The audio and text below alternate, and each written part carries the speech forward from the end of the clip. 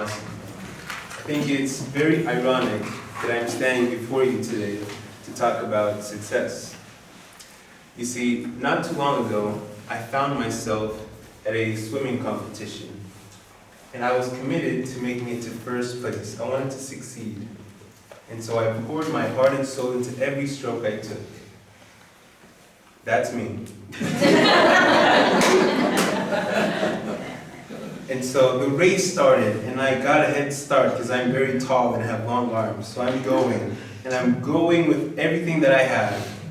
But when the race finished, I found myself in third place. Now, I know what you might be thinking. Third place isn't that bad. Like it's pretty good. The thing is, there were only 3 competitors. Yeah, only 3 of us. So it turns out I actually got second place. But this experience made me question, what is success? How do we define success? And do we want to be successful by our own definition or by society's definition of success? I want to start off by addressing one of the biggest myths about success, and that is that success will make you happy. This is false. This idea, perpetuated by countless movies and stories about success, is very, very misleading. Take, for instance, the enchanting world of Disney. Now, by a show of hands, who here loves a good Disney movie? Yeah? Awesome. We all have good taste. Good job. One of the most impactful Disney movies that I've seen recently is called Soul. And it is focused on the main character, Joe Gardner, who is a middle school music teacher who has always dreamed of becoming a professional jazz pianist. So that was his personal definition of success, to be a professional jazz pianist. And so he worked really hard, and that was always his dream. At the age of 46, he even told his mom that if he doesn't achieve this dream, his life will have been nothing but a miserable failure. And so he kept working and waiting, and eventually his big opportunity finally came to play at a big jazz concert. When the day finally came, he played spectacularly. He was amazing. He was one of the best performers anyone had ever seen.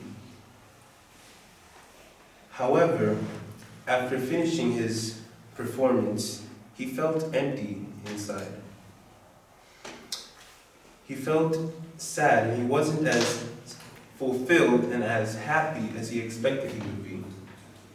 He shared this with his mentor, who decided to tell him a story about 2 fish. So, a young fish swims up to an older fish and says, "Hey, I'm looking for this thing they call the ocean." "The ocean," replied the older fish. "That's what you're in right now." "This? Nah, this is water. What I want is the ocean." Are we like the young fish? So busy looking for the ocean that we fail to experience it. Is every single day of our lives a meaningless failure just because we haven't achieved our goals yet? It's easy to say that I'll be happy once I graduate, or once I get this job, or once I'm married. But having this worldview can keep us from enjoying our current circumstances, our current situations. We can create a happy and fulfilling life now, instead of basing our happiness on something that has not happened yet. Now, don't get me wrong. I think success is a great thing, and that it's worth working for. What I'm trying to say here today is that success does not equal happiness. It will not make you happy. Now that we've gotten that out of the way, let's return to the first question that I asked you all today.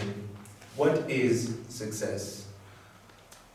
Is it having a lot of money? Is it having good grades and a good GPA? Is it winning the Komora House Cup? Yay! The World Cup. Most of us live with definitions of success, ideas that are not our own. Ideas that we got from our parents, that we got from television, from marketing, not ideas that come from within ourselves.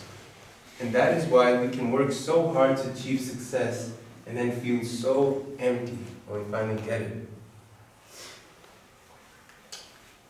If you're listening to this presentation today, you have probably already achieved goals that you thought would make you happy.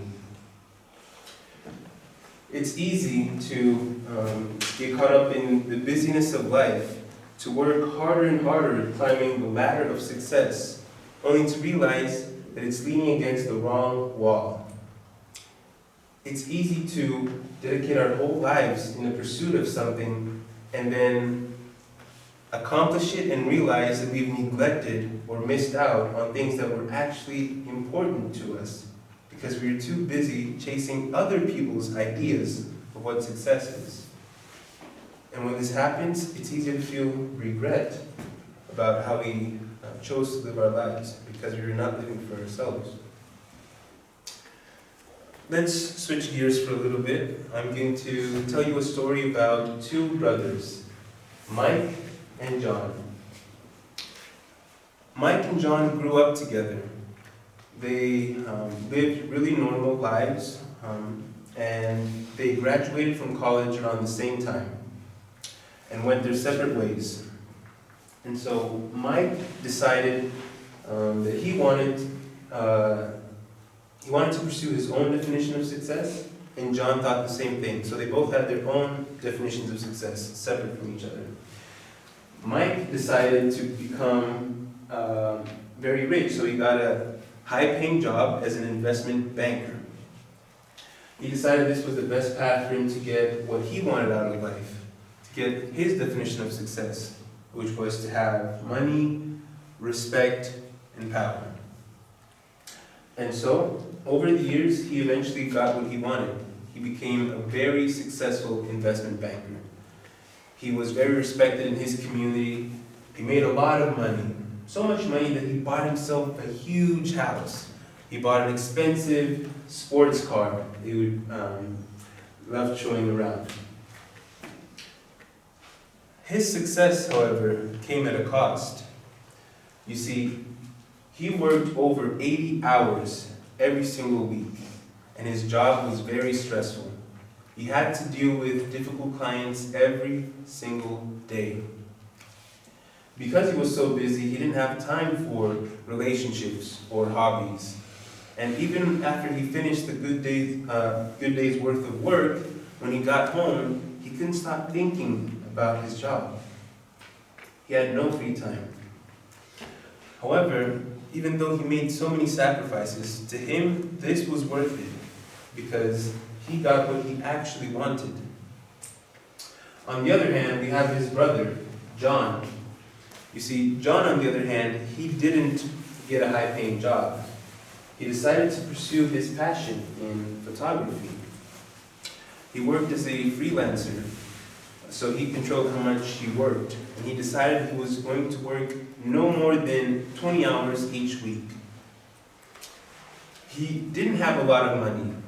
He only made enough money to survive, to take care of his basic needs. But he had another resource in abundance, and that is free time. Because he had so much free time, he could dedicate himself to things that actually mattered to him. For instance, after work, he enjoyed hanging out with his friends. He also had a loving girlfriend with whom he went on adventures, and he enjoyed talking to her for hours and hours on end. So he used this time to build meaningful relationships. They were even planning on, him and his girlfriend were planning on starting a family together. And so, John didn't have a lot of money, He didn't have a big house or a fancy sports car, but he was very happy with his job, very happy with his life overall. Now I want to ask you, which of these brothers would you say is the most successful? Mike or John? Mix of both. Mine. Mike. Thank you for your honesty. Anyone else? John? Yeah. So if you were to ask Mike, he would say that he is the more successful one. However, if you ask John, he would say the same thing. He is the more successful brother. If you ask me, I would say that both Mike and John are successful because they both got what they wanted out of life. You see, the dictionary defines success as achieving what one wants. For instance, billionaire Mark Cuban, his definition of success is waking up every day with a smile on your face, knowing that it's going to be a great day. It's a good definition. The world defines success as getting a high-paying job, getting a lot of accomplishments, living a fancy lifestyle that you can show off to your friends on social media. My personal definition of success is achieving goals that matter to you personally. No matter what these goals are, as long as they are truly valuable to you, that is success. In order for us to do this, we need to know what we want.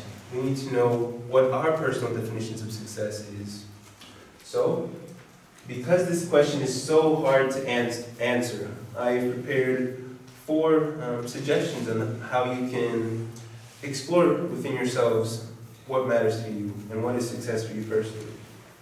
So, number 1, think of 2 to 4 people that you think of as successful.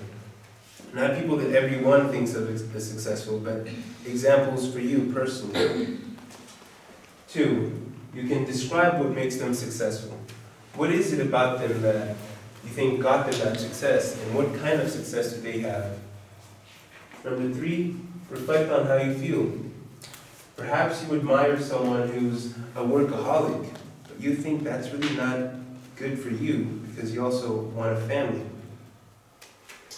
And number 4, decide what to keep. Maybe there are things that they do well and things that you don't want, but you get to choose what matters to you. You get to choose your own definition. And I think it's very important for all of us to find out what we want and define success ourselves and not live by the definitions of the world. Jesus Christ once asked in the Bible, "For what profiteth a man if he shall gain the whole world and lose his own soul?" In more simple English, what good is it to win the whole world but lose your soul in the process? One of the most common deathbed regrets, or regrets that people have when they reach the end of their lives and are reflecting on how they lived, is, "I wish I had had the courage to live a life true to myself, not the life that others expected of me." Success won't make you happy. But if you want to be successful, you might as well be successful on your own terms. So I invite you to find at least a couple of minutes today, maybe right after this presentation, to think about what success means to you personally. Thank you.